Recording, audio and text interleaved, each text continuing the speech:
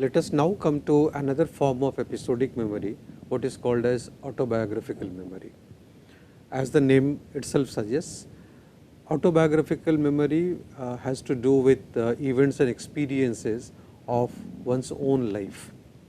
So what happens when we have certain recollection of a specific life experiences, when you interpret them and you consider that these are the events and experiences that defines you, your life. So it's somewhere like your personal life narrative that constitutes the autobiographical memory. Usually autobiographical memory has the image based personal memory of unrepeated events of the life of the individual. But there is also a possibility that it might have facts similar to the personal memory.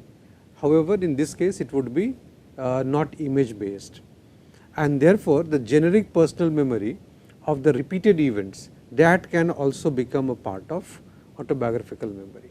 So one, we have the unrepeated personal life events, something that happened only once, but it was extremely significant for the individual concerned. And you have a very clear image based personal memory of it. One single event, highly personally relevant, and you know that such events will not be repeated in life. The likelihood is very little because of its uniqueness. Still we have the image based personal memory of it. The second aspect what we discussed was that there could be non-image based memory also of facts that are similar to personal memory. And third, we also discussed that there could be repeated events of the generic personal memory, and therefore when I remember my name, the name of my parents, siblings, other members of the family, friends, their family members, and many of those things which has connection to the self, they are considered as part of autobiographical memory. And therefore the factors that affect other forms of memory, they are also supposed to affect the organizational process of autobiographical memory. One interesting thing you will find in autobiographical memory, what is called as infantile amnesia. Amnesia, of course, is not the normal sequence of forgetting of events. It is a disorder, but an infantile amnesia is considered to be perfectly normal. What happens in this case? Let us take one of our life events and then try to understand what actually this means. If I ask you to go back to your earlier periods of life and recollect events, significant events, till whatever time period you can go back to. And usually majority of us will have a recollection of some of the significant events, say when you were 5 years old, 4 years old, but only significant ones. Many day to day experiences will not be recollected, simply because we have crossed substantial period of time from that very stage. Therefore, the life events of the first few years, usually up to 3 years, the chances are that we as human beings, we forget, we completely forget. And even thereafter, although we have a memory of it, we have the recollection of only significant events, not everything. This very inability of us not to be able to remember events of the first 2-3 years of life is called infantile amnesia, because it has to do with the earlier period of life. Therefore, it is called infantile. Amnesia, of course, is forgetfulness, but remember, infantile amnesia is not at all considered to be abnormal. It is not a pathology, although we find the word amnesia here. An interesting aspect of autobiographical memory is what is called as flashbulb memory. There is no mechanism, it is called spatial mechanism hypothesis by Brown and Kulik. Brown and Kulik, they proposed a hypothesis, it is called a spatial mechanism hypothesis, which says that spatial memories of events which has extremely high degree of surprise and consequence attached to it, they have a better memory. Okay. So, if there is something which had a heightened degree of surprise embedded into it, okay, or the consequence was something that is unforgettable, the chances are that we will remember that specific moment, and that is called as flashbulb memory. Now, flashbulb memory basically is just one type of autobiographical memory. Now, unlike the episodic memory that we discussed, especially the eyewitness memory, okay, in flashbulb memory, it is basically a recall of location, date, time and imagery. And what do we have? We have a vivid snapshot of the moments and its consequences. Okay. So, surprise has to be there, the consequence has to be there, and therefore, where did it happen, what time, what was the date, okay, and the image which is based on a vivid snapshots of the sequence of events, that is what constitutes flashbulb memory. Therefore, flashbulb memory has phenomenon of vivid memories of important events, but once again just similar to eyewitness memory, it is also prone to distortion, and therefore, it need not be accurate in nature. Okay. Usually in flashbulb memory, it is expected that you will always have a memory of something which was unexpected. Therefore, there is an element of surprise here. Okay. And because surprise is one of the basic emotions, therefore, the unexpected surprise component of that very event also emotionally arouses you. No? So, therefore, the event has high degree of emotional arousal attached to it, and therefore, it becomes part of your flashbulb memory. Three things are important for flashbulb memory. One, the significance of the event, how personally significant the event is to you. Two, what was the consequence. Okay. So, more dire the consequences, the higher are the chances that it will be remembered. Why? Because things which has higher consequences or dire consequences will induce a heightened degree of emotional arousal within you. Okay. So, these three things becomes major determinants for flashbulb memory.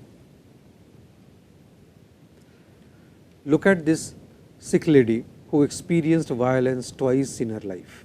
Once in 1947 when she was young and India was divided into two halves, India and Pakistan, and again in 1984 when the anti-Sikh riot took place in India. Police आई, दरवाज़ा खटकाया, बोला भी सरदार आया कि नहीं आया, बोला नहीं आया, बोला कि उधर नागपाड़े में उधर चाकू मारा किसी ने उसको, तो अभी एडमिट हॉस्पिटल में, जज हॉस्पिटल में जाओ तुम देखो.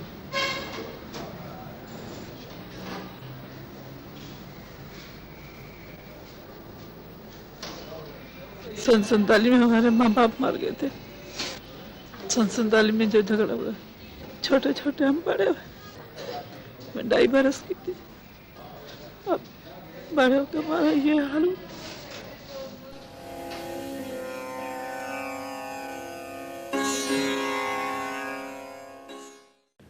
For one of the National Geography programs, one Vietnam War photographer was interviewed. He was shown his own photographs and asked to recollect, rethink, okay, years after the passage of the war, what actually had taken place, what happens to him. Look in this very video.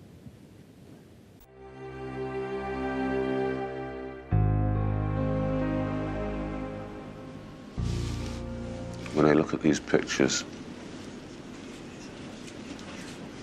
I feel so hopelessly sad. To make these pictures is very difficult.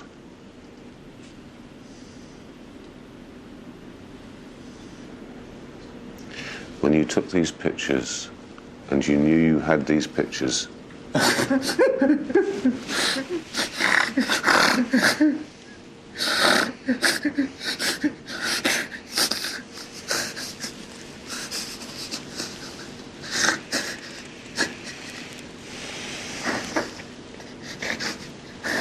sunlight.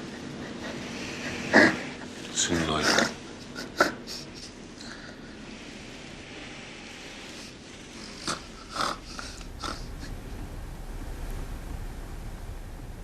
Bức ảnh này là bức ảnh đau khổ, tàn khốc, chết chóc, mất mát. This is a hard-hitting picture about pain, Tôi có gửi ví dụ cruelty, nhưng mà and death. Now, if you look at these two videos, in the first case, okay, the woman is in a position to recollect her experience, no, what time of the day, what did the policeman say, okay, and making a comparison between the two experience of communal violence. Okay. In the second event, okay, although this photographer considered the event to be significant event to be clicked, when he is re-exposed to his own photographs, okay, the consequence of the war, the emotions overpowers his memory. Okay. Therefore, the three things which we discussed right now, the personal significance of the event, the consequence of the event, and then the emotional arousal that is attached to the memory of the event, these three things become extremely important as far as flashbulb memory is concerned. Having discussed episodic memory, the flashbulb and the testimony, we shall now discuss semantic memory. Semantic, as we have been referring to, it means meaningfulness. Therefore, the structured record of facts, the concepts, the skills, okay, these constitute the semantic memory. So, it is basically the retention of the abstract knowledge, meaning of the words, symbols, ideas, and the rules that govern them. Okay. So, this memory system basically stores the general knowledge that are not associated with specific places and time of acquisition. Remember, in the case of episodic memory, time of the event, the consequence, okay, the location, these were important parameters on the basis of which the whole sequence of event was broken into episodes. Given what you call the association with personal significance and with the forensic significance, we further divided it into forensic and with eyewitness and flashbulb memory. Whereas, because semantic memory has to do more with the concepts, the rules that govern it, the words that represent them, therefore, they are supposed to be basically free from the time of acquisition and the place, the location in which you learned this. Okay. Therefore, basically what happens here, you have a network of nodes, okay, and each of the node they represent the basic concepts. The more and more you spread the network, higher and better is your semantic memory. Okay. The much better is the understanding of yours with respect to that specific concept. There are four important things in semantic memory. They play important role in organizing the content. First is the semantic network. Okay. We talked about the nodes and the network that is formed.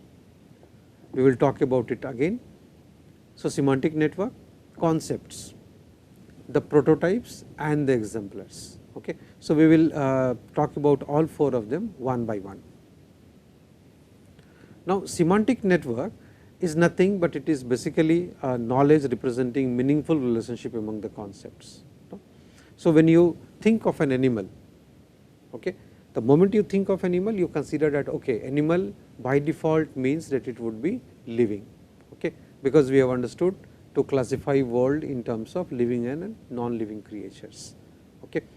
Now, you think if it is say living, then it will definitely be, it could be a mammal. You think of one good example of a mammal which is an animal, you think of sheep. Okay. The moment you think of sheep, you think okay, it has fur. The moment you think of fur, you think okay, other animals also have furs. For instance, you think of polar bear, you connect polar bear is also a mammal which is also an animal and a living creature. Polar bear, they live on snow. So, this is how the network expands. Okay. You have nodes, each node representing an important concept, and then you start spreading the network. The more and more holistic is the network that you derive, okay, and the interconnections that you establish between different nodes, okay, the more and more better is your semantic memory. What are concepts? These are nothing but simple mental categories that are used in organizing the objects or the events. Okay. So, you think of an object, you think of an event, okay, and therefore, you form a mental category, okay, that is called concept. Now, prototypes are the best representatives of these categories. Okay. So, they are basically the best examples of any concept that comes to your mind the moment you think of that very concept. Okay. Think for instance, you are told a word tree. The moment you hear the word tree, a representation comes to your mind, a mental representation. Now, look at your screen. In most likelihood, the line drawing that you see of a tree is perhaps the image that you draw. Okay.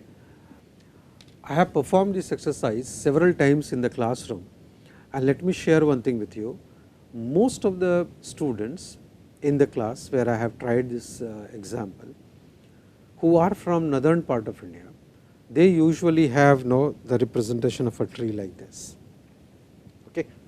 Actually, you have something like this, okay, this very example, but then some of the students who are from the extreme northern side, the mountain area, they usually they have something like this. Okay. So, depending on what type of exposure you have, what type of experience you have of a tree, you will have the ready made example, the image of that very concept. Okay. So, this is what is called as prototype. The category is told to you and the best example that comes to your mind that represents that very category. Now, tree could be of anything, banyan tree, pine tree, mango tree, any type of a tree. But depending on the mostly visible tree in your locality, you develop an example, a mental image, that is the prototype.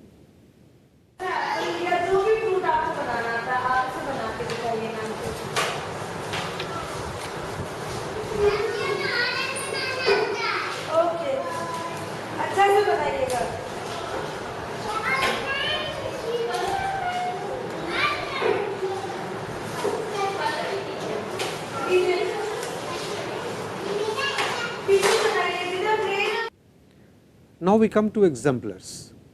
You think of an insect, okay, and you have a grasshopper in your mind. Okay. So, you think of a bicycle, okay, a mode of transport, and something comes to your mind. So, these are again the best example of the exemplars. What happens in the case of exemplars? Okay, these are once again the best examples that would come to your mind. Now, what we have discussed, we have the nodes which represents the concept. Each of these concepts are interconnected to several other concepts, which basically helps you form a network. To represent a concept, we have a prototype and we have the best example that would try to explain the concept for yourself. Okay. So that when you look at certain phenomena in the world, using your semantic network, you can think of whole lot of things. Remember that things are not so crystal clear and things are not presented in an isolated way, the way we have discussed here in the example. But then we have to simplify it for our understanding. Okay. As a living being, we cannot live in a complex system where most of the things are you are not capable of interpreting them. And therefore, semantic networks plays extremely important role here. Now, when we come to long term memory, organization of information in long term memory is purely subjective. Okay. How you would organize it is your choice, okay, is your convenience. Images of informations, okay, can be concrete or it could be abstract. Okay. So, if you are told something like say old, and if you have seen your elderly grandparents in your house, you will have somewhere an image of what is what is meant by the word old. If you hear the word brick, if you hear the word pencil, okay. So, many of these things will have a very concrete image that it will generate.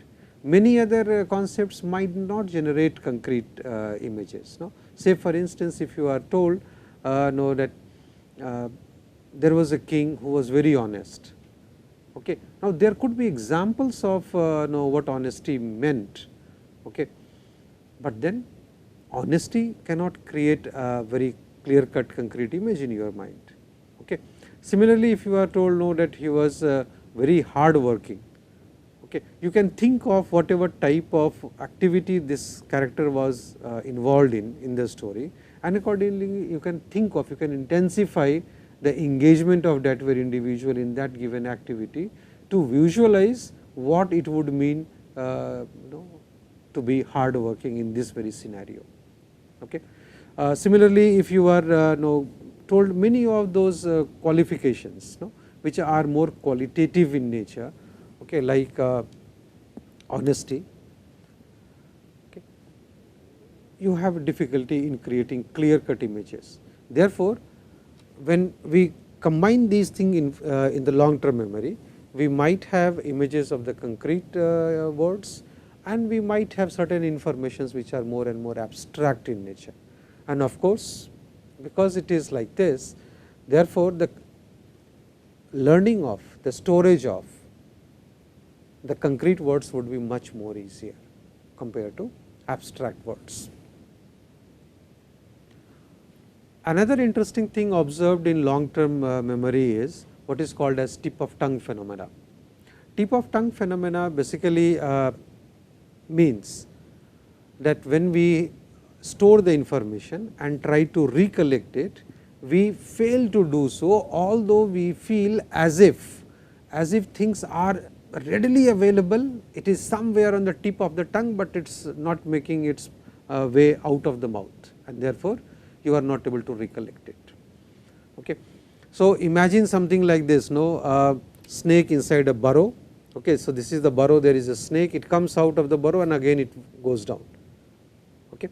So, it is something like that, you feel as if the event is about to be recollected. You can very easily extract the information from your long term storage, but somehow you keep struggling and you are finally not able to do so. Okay. This is called tip of tongue phenomena. And why does this happen? This basically is a phenomena which supports the fact that the storage of information in the long term memory is very, very organized. Okay. So, if you want to make a random recollection attempt, the information will not be very readily available to you.